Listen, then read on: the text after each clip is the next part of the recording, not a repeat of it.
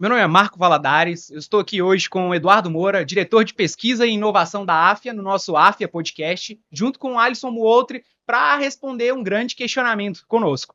Organoides cerebrais, eles abrem uma janela para a mente e nos fazem pensar. Até onde a ciência pode nos levar?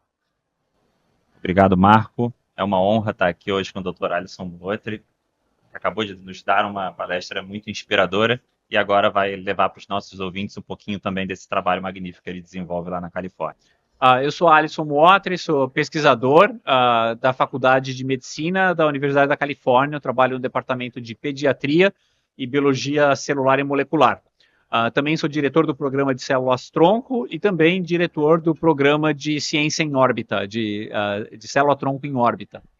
Bom, seja muito bem-vindo ao nosso podcast, vai ser um prazer poder conversar com o senhor nesse dia de hoje. E para mim é um prazer estar aqui com vocês, dividir um pouco da ciência que a gente faz lá. Perfeito, Alisson. Começando então. Alisson, antes de tudo, você pode contextualizar um pouco mais para quem nos ouve sobre como funciona uma organogênese cerebral? Sim. Deixa eu falar primeiro por que a gente quer reconstruir o cérebro humano em laboratório. Perfeito. Né? Para a gente entender doenças neurológicas, principalmente essas doenças que são genéticas, onde você já nasce com a condição neurológica, né, é preciso estudar o cérebro humano. E o cérebro humano é inacessível para a ciência. Ele começa dentro do útero e segue o resto da vida dentro da caixa craniana.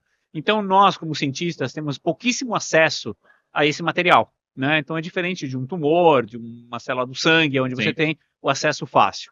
Então, sempre foi do nosso desejo, né, ter o material de estudo, né, presente. Não adianta falar em cérebro pós-mortem, porque daí o cérebro, né, o tecido já morreu, já se degradou, não está mais viável.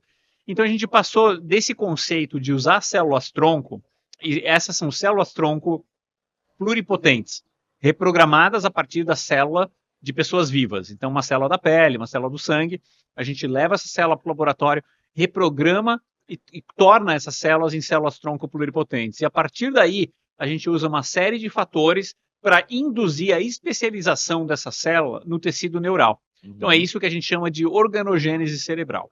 Então, se eu entendi direito, você está basicamente criando mini-cérebros em laboratório, para poder tentar estudar como que eles agem em determinados estímulos e determinadas situações. É exatamente isso, né? A criação desses mini-cérebros, que é a forma leiga que a gente usa, né, para divulgar um pouco da ciência, né, permite que a gente entenda como que o neurodesenvolvimento é alterado em condições genéticas comparada com o neurotípico, né? Sim. A gente faz isso muito, por exemplo, dentro do espectro do autismo.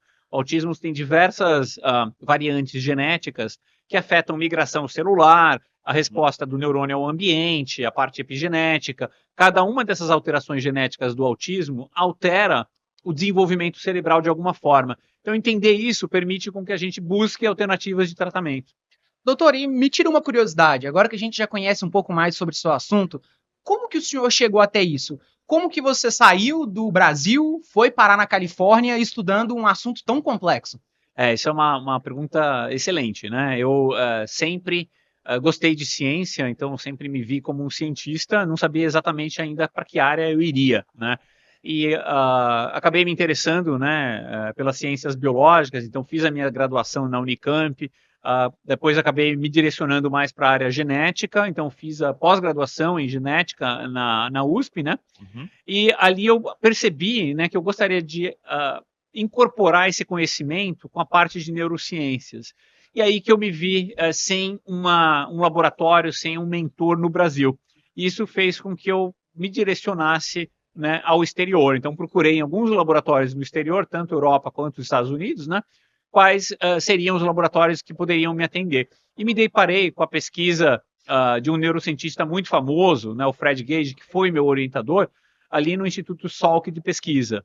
E ele trabalhava com células-tronco e já tinha essa ideia de usar células-tronco como medicina regenerativa, né? A capacidade de usar células neurais progenitoras para repopular, né, uma lesão cerebral, uma lesão na medula, algo assim. Eu achei aquele conceito interessante e comecei a pensar se não poderia aplicar aquilo para reconstruir o cérebro humano.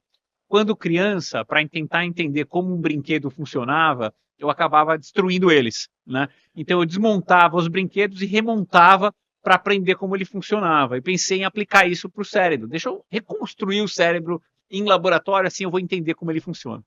Perfeito. Incrível. Doutor Alisson, eu lembro de ter visto uma menção sua sobre organoides sendo chamados de computadores quânticos, só que a nível biológico. Como que isso funciona na prática? Você consegue explicar um pouquinho para os nossos ouvintes? Sim, uma vez que a gente consegue criar um tecido neural, né, que tem uma capacidade de memória, aprendizado, ou seja, ele é tão plástico quanto o cérebro humano, começou a passar pela nossa ideia de usá-lo, né, como uma ferramenta de computação. Porque o cérebro ele computa também, né? Às vezes a gente acha reducionista de chamar o cérebro humano de um computador, mas o fato é que ele computa, né?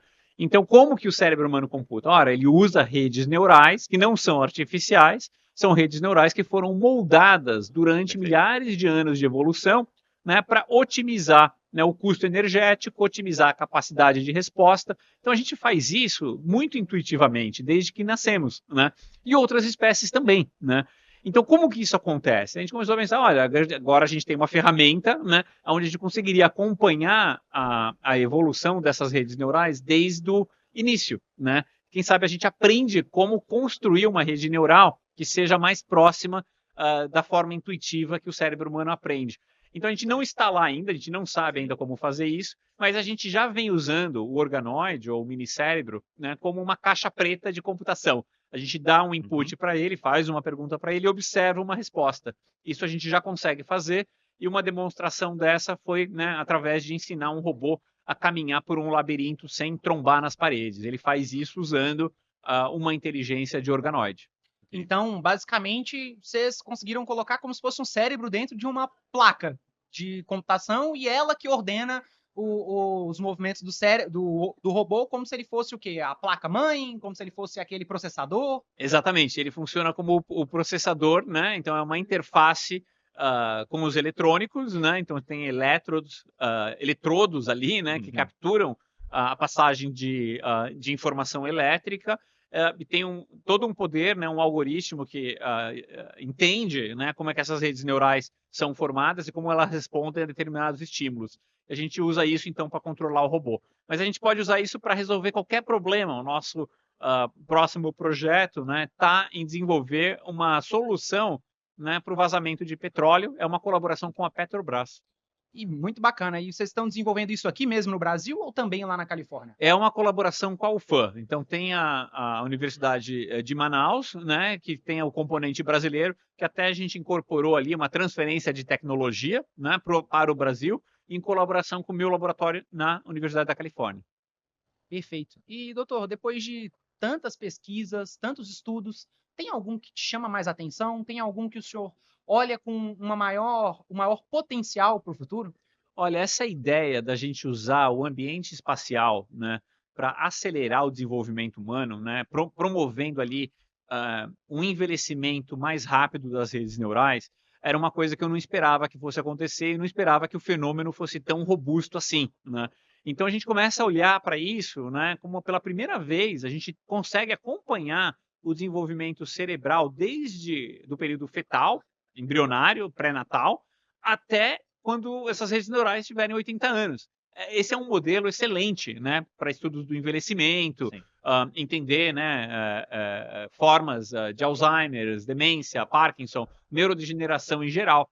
Então a gente nunca na história da humanidade teve um modelo assim. Então isso acho que é uma das partes mais atraentes da pesquisa é conseguir estudar todo o desenvolvimento neural humano numa fração do tempo. Incrível, incrível. E, Dr. Motri, uma das iniciativas que mais me chamou a atenção, dentre muitas que você citou, foi a iniciativa junto da UFAM, na região amazônica, com a utilização de plantas medicinais da cultura tradicional para fins de pesquisa de novas substâncias neuroativas. Você poderia falar um pouquinho mais para os nossos ouvintes sobre essa brilhante iniciativa? Sim, é uma colaboração, então, de novo, né, com o pessoal da UFAM, liderado pelo professor Espartaco, onde a gente faz um trabalho de curadoria, né, usando o conhecimento ancestral vindo das tribos originárias. A gente inicialmente está trabalhando com os Runicuins, mas a gente pretende expandir isso para outras tribos também, né, onde a gente entende que eles detêm um conhecimento, né, que pode ser muito útil para a medicina moderna. Então, através das plantas, eles conseguem ali ter todo o poder curativo da floresta. E a gente, nesse diálogo com essas comunidades, né, acabou descobrindo que muitas dessas plantas contêm neuroativos que não são ainda conhecidos pela ciência.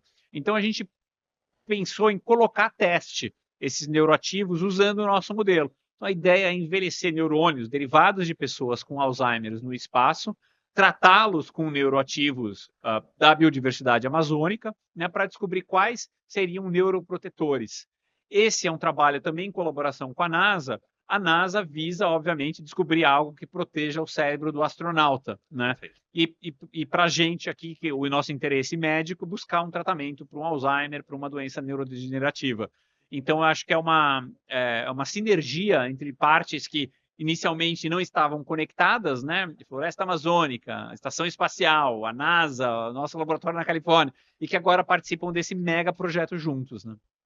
Perfeito. E assim, a gente pensar que plantas no Brasil, da nossa fauna, podem ser utilizadas para, às vezes, prevenir a degradação do cérebro, né? E atrasar, às vezes, o avanço de doenças que são tão devastadoras para os nossos pacientes é algo que era inimaginável até alguns anos atrás, né?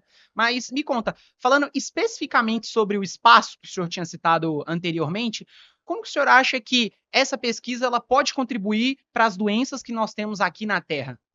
A ideia toda é usar a estação espacial, né, como uma máquina do envelhecimento. Então, é uma máquina do tempo que acelera tudo, né? Então, coisas ou processos que levariam anos para acontecer, a gente consegue reduzir o tempo, né? Então, o processo de neurodegeneração, perda de sinapses, que acontece muito tarde, né, na nossa história de humanos, né, quando você tem 70, 80 anos, a gente consegue acelerar esse processo em 30 dias.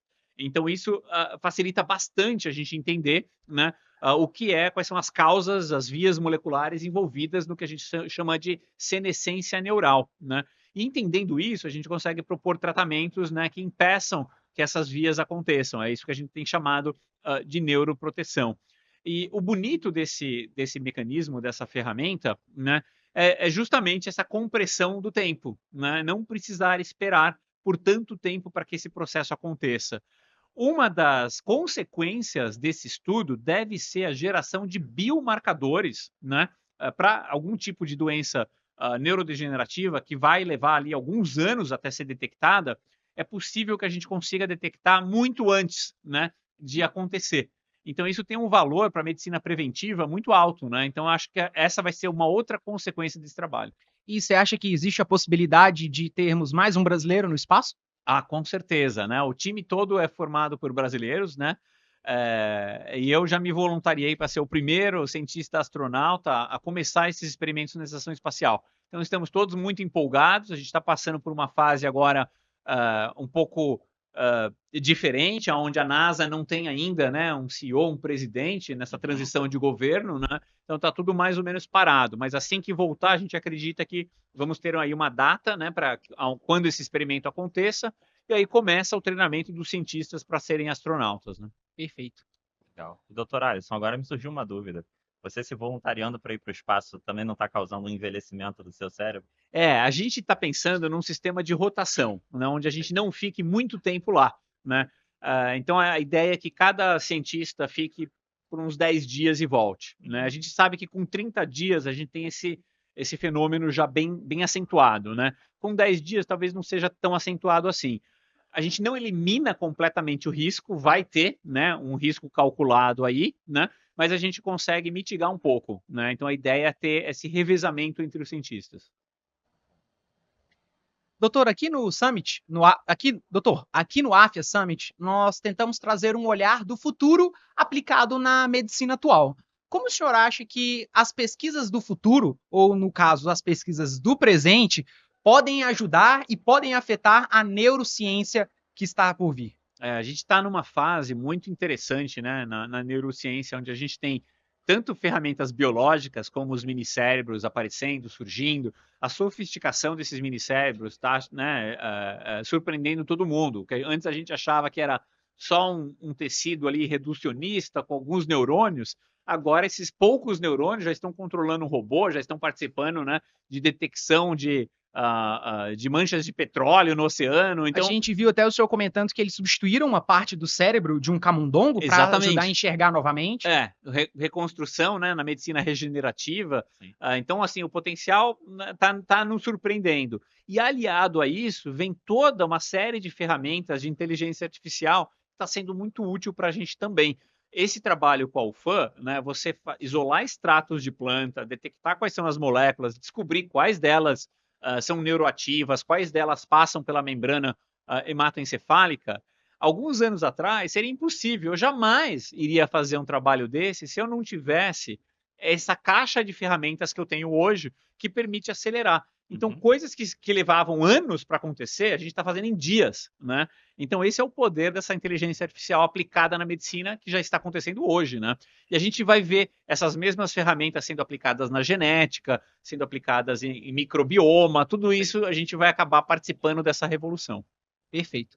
E, doutor Alisson, como um pesquisador, né, vocês devem enfrentar muitas barreiras para o avanço de uma pesquisa, questões éticas e morais que podem estar relacionadas a isso. Como é que você vê esse tema hoje e quais seriam as principais barreiras para o avanço da ciência?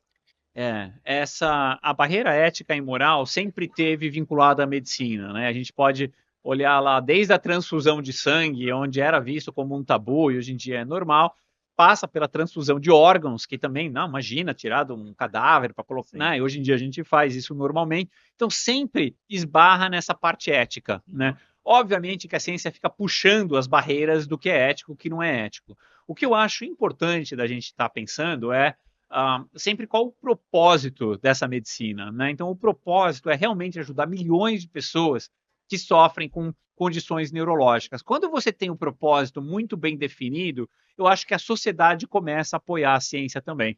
O problema é quando há desvios desse propósito, né? Então, é isso que a gente tem que tomar cuidado e estar sempre supervisionando esses desvios de intenção. Né?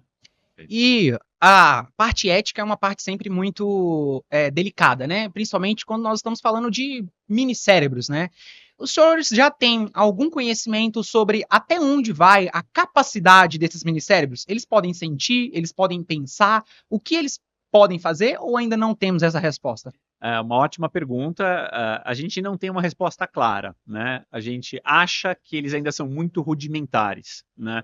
E que eles não teriam ainda um nível de sofisticação capaz de gerar uma consciência ou um autoconhecimento, né? Mas a gente já consegue colocar estímulos sensoriais. Eu mostrei para vocês que a gente consegue reconstruir, né, o córtex visual, né? Consegue até estimular uma memória ali.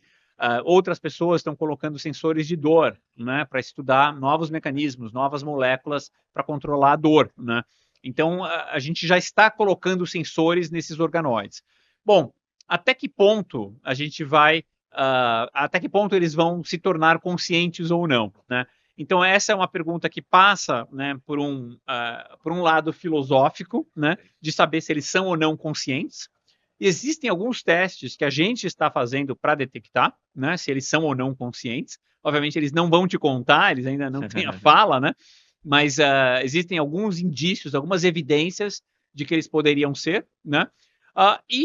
Mais importante do que só a demonstração é saber o que fazer nessa resposta for positiva. Então, vamos supor que hoje eles são conscientes. Bom, então a gente começa a trabalhar numa categoria de pesquisa que é semelhante, por exemplo, a um modelo animal, onde a gente trabalha com modelos animais de camundongo, de primatas, que são conscientes, né? Acho que ninguém discute que eles são conscientes, mas a gente tenta humanizar esse trabalho em pesquisa, ou seja, a gente define o número de animais para cada experimento, a gente não faz o sacrifício deles de qualquer forma, a gente faz isso de uma maneira humanizada, usando anestesia, né? Eu acho que o mesmo vai acontecer para esses organoides cerebrais. A gente vai ter que desenvolver uma série de regras para poder trabalhar com eles. É bem complexo também definir o que é consciência, né? Bom, começa por aí. Aliás, essa foi uma das... assim que a gente começou a detectar essas ondas neurais complexas, os repórteres começaram a perguntar isso, né? Eles estão conscientes ou não? E eu também tinha uma definição de consciência que não era consenso, que aliás não é, né? Então, no primeiro, eu fiz primeiro encontro, né, e chamei diversos filósofos da mente, né, para discutir uma eventual consciência de organoide. E nem preciso dizer que não houve um consenso. Né? Algumas pessoas acham que eles já são ultraconscientes, outras acham que estão longe e isso não vai acontecer tão cedo. Né? Então temos ali uma gama de opiniões que ainda não chegam a nenhum consenso.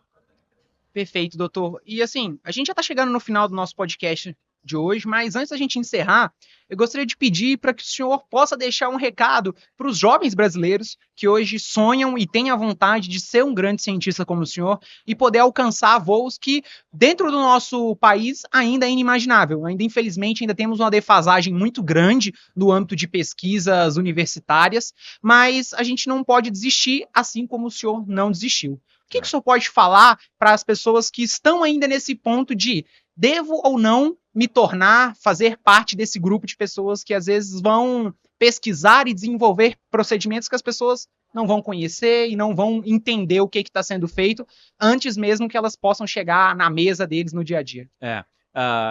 Assim, é difícil, né, dar um conselho, porque cada pessoa tem, né, um jeito de ser, mas eu acho que uma coisa importante é primeiro definir se a tua paixão está no método científico, em fazer ciência, né? E eu nunca tive essa dúvida, então para mim foi sempre muito natural, né? Agora eu entendo, né, um médico que acaba fazendo medicina e que tem, né, aquela vontade de ter um pé no laboratório, fazer um estudo clínico, fazer alguma coisa, e eu sugeriria, né, para ir montando, né, o seu quadro de perguntas, as suas experiências de laboratório de uma maneira bem simples, né? Tentar resolver algumas questões até na sua própria prática clínica, né? Acabei de encontrar, né, uma pessoa que trabalha com uma condição possivelmente congênita e queria saber quais são a base genética. Ora, hoje a gente já consegue ter uma cohorte de pessoas com a síndrome e fazer, né, um exame genético e começar a traquear ali se tem algum gene envolvido na condição ou não. Então, esse é o tipo de pergunta, né, que é relativamente fácil de responder hoje em dia com as ferramentas que a gente tem. E isso vai dar o gosto para o médico se ele gosta disso ou não de fazer. E se gostar, para mergulhar nisso, né? Obviamente, o nosso país não tem o mesmo grau de incentivo e financiamento que tem no exterior. Então, se a vontade é realmente se tornar um cientista, inevitavelmente ele vai ter que ter uma parte da carreira no exterior, né? Então, eu acho assim que essa pessoa tem que buscar uma pós-graduação, né? Se envolver num laboratório e passar um tempo no exterior.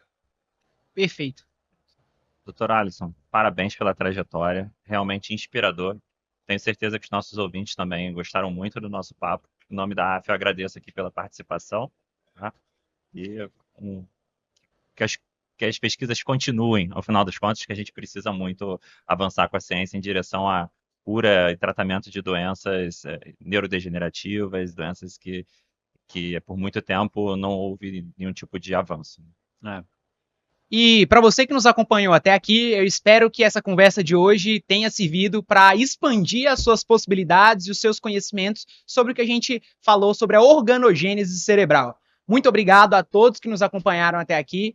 E não esquecendo, siga a AFIA nas redes sociais e também Dr. Alisson. Se você quiser deixar para a gente seu @, fica à vontade. Sim, muito obrigado. Eu tenho um Instagram, @AlissonWater. Fiquem à vontade de seguir, comentar. Eu estou sempre postando ali as novidades do laboratório. Obrigado, pessoal. Obrigado.